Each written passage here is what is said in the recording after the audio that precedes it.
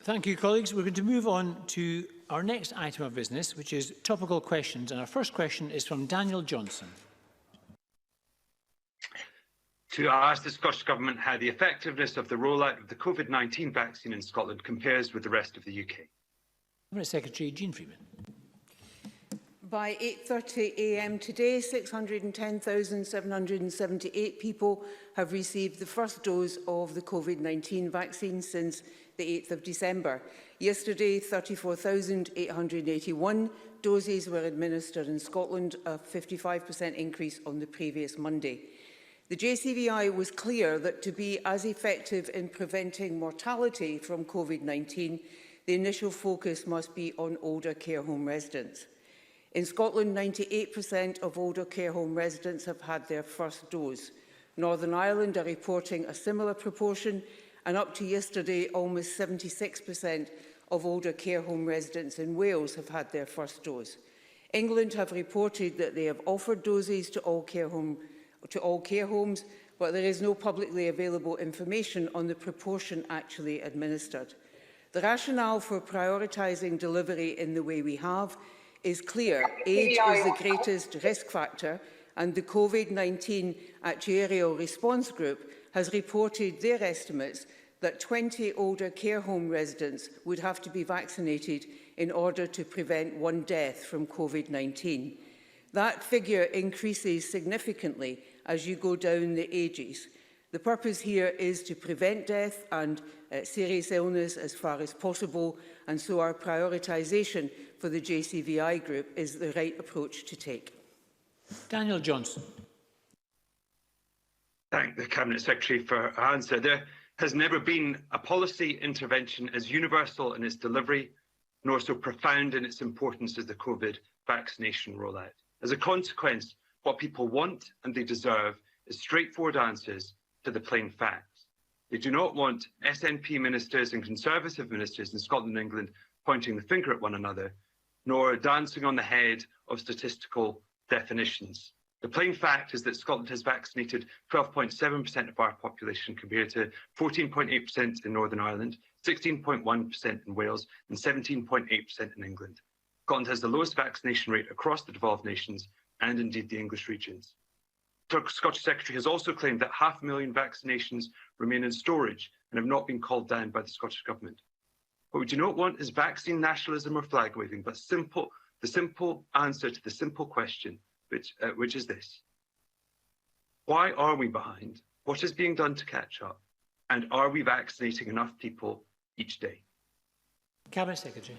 So I'm grateful to Mr Johnson for his supplementary question, and there's at least two things in what he has said that I completely agree with him. I don't think people want politicians pointing fingers at each other either, and I do believe that we need to vaccinate faster in Scotland than we have been doing, and I think the plans that are in place from this week onwards significantly increase those numbers. However, the additional point that I would make, and I will come back to those plans in a moment, the additional point I would make is I actually disagree. I think the Scottish Secretary of State's numbers are wrong. However, I'm not going to get into a debate about that because we deliberately, consciously, and in a spirit of cooperation, agreed not to publish numbers, not to publish figures, in order to respect commercial confidentiality and the wishes of the UK Government. You cannot square that position with the Secretary of State for Scotland constantly appearing on broadcast media and print media, quoting numbers that we apparently are not allowed to respond to. Simple point I would make is he's wrong. He's wrong about that number that he says are in storage. We have done a number of things, and later in this week I will be writing to all members of this Parliament and to all Scottish MPs, explaining the changes in the supply delivery approach that we're taking, the number of additional sites, both local and the super centres, for example, Louisa Jordan, EICC, that are being stood up, where we are going in terms of the vaccination of the over 70s and the clinical extremely vulnerable, and how we will meet the target that we've set, that they should all be vaccinated by the middle of February, as well as now opening up vaccination slots for those over 65, and we will then move into those over 60 and those who have underlying health conditions. All of that detail will be set out for MSPs later in this week, along with their own list of the centres in each board area that are providing vaccinations both in addition to GP surgeries. Some are small, depending on the geography, some are large, but what we have tried to do is minimise the amount of travel that any individual has to undertake in this first 4 cohorts that any individual has to undertake in order to be vaccinated, because we want to encourage maximum take-up and minimal obstacles in their way. Daniel Johnson. I thank the Cabinet Secretary for that answer, but can I urge both the Secretary of State for Scotland and indeed the Scottish Government to get a grip of this? Numbers are out there and this disagreement is causing confusion. But please can we have clarity, given that numbers have already been publicised? But it's also critically important that we have clarity in the process, progress and the targets. But NHS Lothian are now claiming that the data for over 80s vaccination programme that is being delivered by GPs is not included in the weekly figures published by Public Health Scotland. And that came a week after the same health board stated that guidance was not clear. We also have significant variance in rates between health boards. So again, people want simple answers to these basic queries. Do Public Health Scotland figures capture all those vaccinated? Are some health boards doing better than others, and why? And given that we missed the target of 1 million vaccines by the end of January, how many people will have been vaccinated by the end of February? Cabinet Secretary. So there's a number of points in there, right? And let me start with them and go through them one by one. First of all, on the question of data, I couldn't agree with Mr Johnson more. And in fact, at the most senior level, between Michael Gove and our First Minister, the agreement was reached that the 4 health ministers of the 4 nations of the UK would find out an agreement on what data we would publish and what we wouldn't. We would not publish future supply, but what could we agree on to publish? That had no sooner been reached than the Secretary of State was out there talking about numbers. So I have written to my counterparts, Mr Hancock, Mr Gethin and Mr Swan, with a proposition about what we publish and how, so that we get rid of confusion about numbers, because I completely agree that that is important. In terms of your point, there is a time lag with some GP data. When we vaccinate anywhere other than in GP practices, we use the vaccine management tool, which produces the numbers downloaded for us on almost a 2-hourly basis. GPs, not all GPs, some are on the vaccine management tool, but not all are, and they upload their data at the end of the day. That can mean a time lag between what we have at 8:30 in the morning and everything that has come in from all the GP practices. We're working right now to try to resolve that so that the time lag is minimised as far as possible. There has been variation, quite significant variation between boards.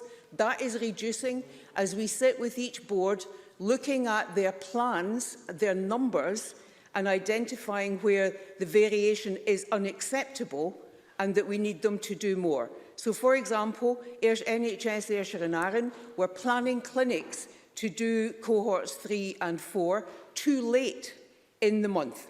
And they've taken down that information from their website as they replan those clinics and bring them further forward. So we're doing as much as we can, looking in great detail at what each board is doing and making sure that they are communicating clearly with those that they're responsible for, but that where there are things that need fixed, like the distribution and supply of vaccines across Scotland, that we're taking steps to improve that. Where data is lagging, that we take steps to improve that, and where we can't make that better, we explain that clearly. And as I said earlier, a lot of that detail, once we have resolved it, will come to MSPs across this chamber, but also to our Scottish MPs later in this week. And I hope this week that we will be able to reach an agreement across the 4 nations about what data we do publish and then what data we stick to. Thank you. Donald Cameron. Thank you, Presiding Officer. Looking to the future, can the Cabinet Secretary confirm what plans are in place for prioritisation of vaccines for those who sit outside the JCVI priority cohorts? Can she indicate which, if any, public sector workers will get priority? Cabinet Secretary. So the JCVI is currently considering itself what advice, if any, it wants to offer the four nations after the priority groups have been completed, those down to 50 and over. So we are waiting to see what they want to say to us, if they want to offer any advice at all. Meantime, there is some thought going on inside government as we wait for that, but at this point it is too early to reach a conclusion, particularly as we look to see how the new strain performs, the new strain which is increasingly becoming the dominant strain. So the Chief Medical Officer's Advisory Group is keeping an eye on all of this. The JCVI is giving some thought to whether or not what should there be, if any, prioritisation once we reach the under 50-year-olds in terms of sectoral groups or what it might be. And once we have that advice from them and we've reached a view, we will of course make sure that this chamber is aware of that and also aware of the reasoning behind it. Thank you. And Neil Findlay. Presiding Officer, the National Clinical Director said today that the vaccination programme is not a race. However, the First Minister has said repeatedly that we're in a race against the vaccine. I hope it is a race, and I hope we win that race, because that way we'll save lives. So can she clarify whether we are going as fast as possible to win this race? Cabinet Secretary. So the First Minister was absolutely right. It is a race against the virus. And a virus that increasingly, as we see, is more infectious than it was this time last year. We're almost a year now. And so there is a race. The race is twofold. One is to vaccinate as quickly as we can those JCVI groups. But the other part of that race is to put as many obstacles in the way of the virus being transmitted from one person to another, which at the moment we do not know that the vaccine will do that. That will be the actions and behaviours of all of us in terms of complying with restrictions to minimise the virus's opportunity to transmit itself from one person to another. And as I said earlier in response to Mr Johnson, I want us to go faster in vaccinating the adult population and that JCVI group in particular, because we know that the more of those individuals that we vaccinate, particularly at the older end of that, the more deaths we are likely to prevent. So every day we are looking in detail at what more can we do, how much faster can we go. Some of the steps are already in place to make sure that we have removed some of the obstacles to our pace, but there will undoubtedly be more to do, and I can assure the member and all the other members that I personally look at that every single day, and that our First Minister is very alert to all the actions we're taking, but also to challenging us to do much more. Thank you. And question 2, Murdo Fraser. Thank you, Presiding Officer. To ask the Scottish Government what impact there will be on the Crown Office budget as a result of payments of compensation to individuals involved in the administration and liquidation of Rangers Football Club Limited following the admission they were victims of malicious prosecution. And so I should have said before calling Mr Fraser, this is still a live issue, so members and I'm sure the Minister will be careful in their response not to make any comments which would impinge on that. Minister, Cabinet Secretary Kate Forbes.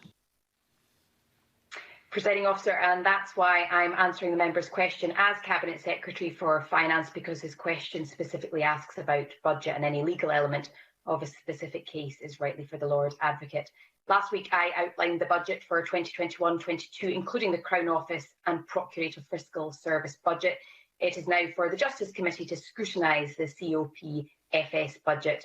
Arrangements have been made so that the settlement of these cases, including those referred to in Murdo Fraser's question, will not affect the operational effectiveness of the COPFS. They will not require to be met from the COPFS resource allocation, which I announced as part of the budget last week. Murdo Fraser. Thank you, Presiding Officer. This case is an absolute scandal. Innocent individuals were treated like terrorists.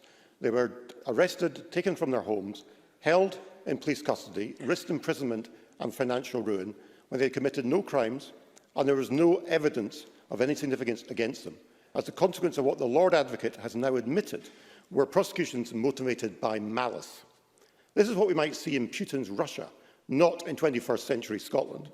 And to make matters worse, if we are to believe media reports, David Whitehouse and Paul Clark have already been paid the sum of £24 million in taxpayers' money, with other claims still pending.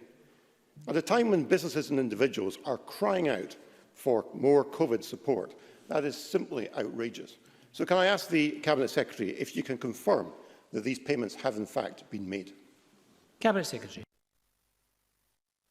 Well, I understand the emotion in Murdo Fraser's question, and as I already said, any questions about the legal implications of this case are for the Lord Advocate. Arrangements have been made so that these settlements will not affect the service provided by the Crown Office to victims and witnesses. And Murdo Fraser also highlighted other budget lines, and I can also assure him that they do not affect other budget lines. The Lord Advocate wrote to the Justice Committee yesterday and advised them that the actions in the Court of Session at the instance of Mr Clark and Mr Whitehouse are still pending before the court, and a hearing in the action brought by Mr Whitehouse will call later this week. On the disposal of the respective proceedings brought by Mr Clark and Mr Whitehouse, the Lord Advocate will be able to provide an update. Murdo Fraser.